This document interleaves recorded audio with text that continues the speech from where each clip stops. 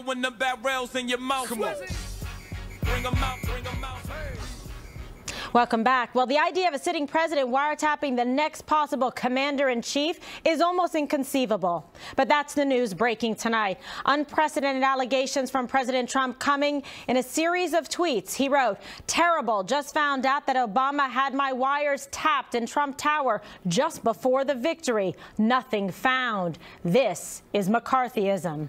And is it legal for a sitting president to be wiretapping a race for president prior to an election? Turned down by court earlier, a new low. And how low has President Obama gone to tap my phones during the very sacred election process? This is Nixon, Watergate, bad or sick guy.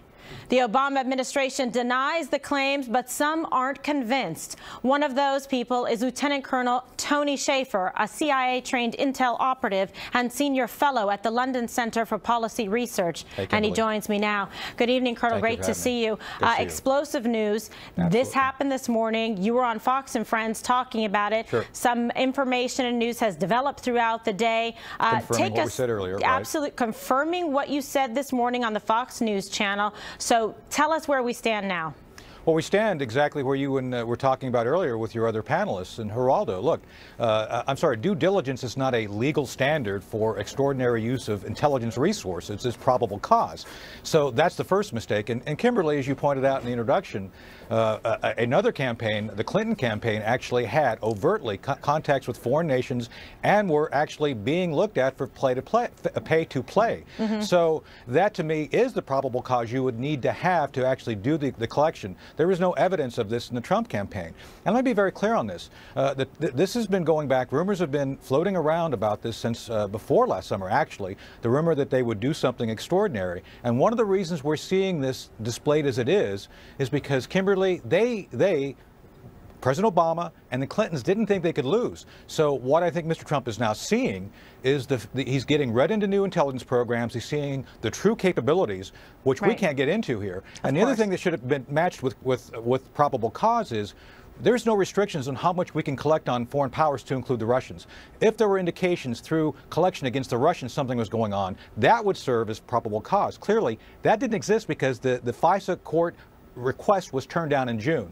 This was a fishing expedition using highly technical, highly classified capabilities, which has resulted in, I believe, a major violation of multiple elements of the US 18 code and some other things, too. Unbelievable. It seems that they were casting a very wide net. This was turned down before on a prior occasion with the court. So what is it? What was the justification and probable cause that was proffered at the time to be able to grant something like this, especially during such a crucial time in American political history, right before an American election for president, and especially when you had someone in the administration, in the White House, President Obama, who was out actively campaigning, as was the First Lady Michelle Obama, for Hillary Clinton. And then now you have this information coming out with now the commander-in-chief, 45th president, saying, wait a second, what was going on here and what possibly could be the justification? Well, I think they lied, to be quite honest. I mean, someone had to lie. Now, let me be very clear on this. I have actually had to go to the White House to brief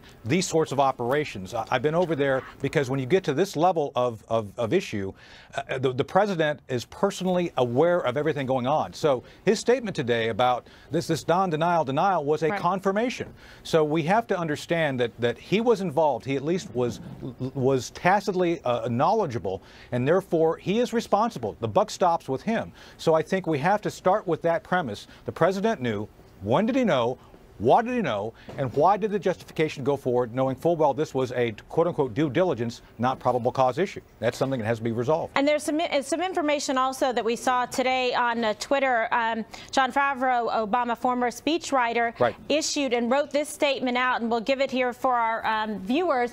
I'd be careful about reporting that Obama said there was no wiretapping. Statement just said that neither he nor the White House ordered it. What does that tell you? Precisely. That tells me there was an investigation that was prompted by someone. Look, Kimberly, the operations I ran, the White House didn't direct, but I sure as heck had to go up there and brief them on all aspects of it and get feedback. In this case, everything going on in the intelligence community, the special operations community, in the Justice Department was all being centrally coordinated by the White House, by President Obama's personal staff.